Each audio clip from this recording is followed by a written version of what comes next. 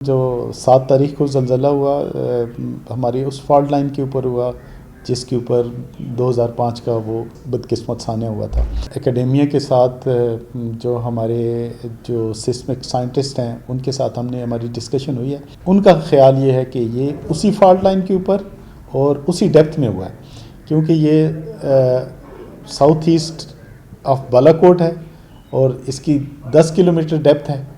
یہ وہی ایپی سینٹر ہے جس ایپی سینٹر پہ 2005 میں ارتھکویک ہمارا ٹریگر ہوا۔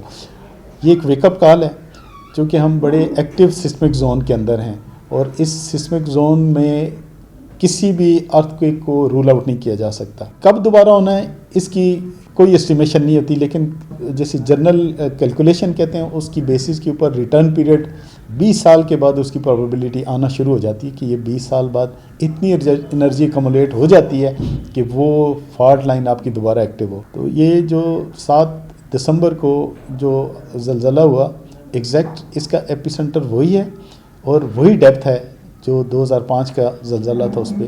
اب کی جو آج کے حالات ہیں 2005 سے وہ زیادہ پریشان کن ہیں۔ ہماری اربن سیٹلمنٹ کے اندر پاپولیشن کے اربن سپرالز بہت زیادہ ہو چکے ہیں۔ پاپولیشن اور انفراسٹرکچر جو ہے وہ ہمارا اتنا ریزیلینٹ نہیں رہا، اور بدقسمتی سے 2005 کے بعد ہم کوئی میجر ریٹرو فٹنگ بھی نہ کر سکے اپنی بلڈنگز کی، اپنے بریجز کی، اپنے انفراسٹرکچر کی۔ اس وقت فوری طور کے اوپر ہمیں ایک انجینئرنگ اسیسمنٹ کی ضرورت ہے جس کو ہم پلان کر رہے ہیں۔ وہ انجینئرنگ انفراسٹرکچر جو ہے وہ ہم اپنا کرٹیکل جو ہمارے سٹرکچرز ہیں، روڈز ہیں، بریجز ہیں، جو ورٹیکل بلڈنگز ہیں، ہائی رائز بلڈنگ ان کی اور ولنریبل بلڈنگ کی، ان کی اسیسمنٹ چاہیے ہمیں۔ پھر اس کے ساتھ ساتھ اب ہم کام کر رہے ہیں کہ ہمارے پاس جو اوپن سپیسز ہیں ہم ان کو آئیڈینٹیفائی کر رہے ہیں کہ خدا نخواستہ کوئی ایسا ایونٹ ہو جائے تو ہم ہیپ ہیزرڈ نہ ہوں، ہمارا کوئی سسٹمیٹک پلان موجود ہو۔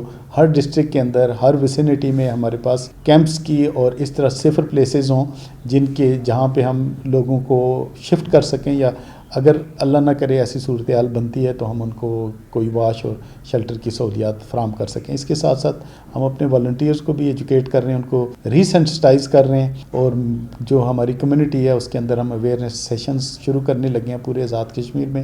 یہ ہم نے منصوبہ بندی کر لی ہے کہ سارے آزاد کشمیر میں تعلیمی اداروں میں، کمیونٹیز کے اندر، ہر ڈسٹرکٹ کے اندر ہم اویئرنیس لانچ کریں گے۔ لیکن میں یہ سمجھتا ہوں ذاتی طور پہ کہ اس میں میڈیا کا رول جو ہے وہ بڑا امپورٹنٹ رول ہے۔ تو خطرات ہیں، لیکن ہم نے ان خطرات کو فورسی کرنا ہے، اور جو قومیں اپنے خطرات سے آگاہ رہتی ہیں اور ان کے لیے منصوبہ بندی کرتی ہیں وہی ایسے عوامل کو وتھسٹینڈ کرنے کی اہلیت رکھتی ہیں۔ تو ہمیں ہر سٹیج کے اوپر پالیسیز ڈیسیژن سے لے کے گراؤنڈ لیول تک ہمیں ایک مربوط اور کوآرڈینیٹڈ منصوبہ بندی کرنی ہوگی۔ ہمیں اپنی پولیٹیکل لیڈرشپ کو سینسٹائز کرنا ہوگا، ہمیں پالیسی میکرز کو اویئر کرنا ہوگا کہ یہ خطرات ہیں جس کے اوپر ہمیں توجہ دینی ہے، اور یہ ہماری توجہ کے مستحق ہیں۔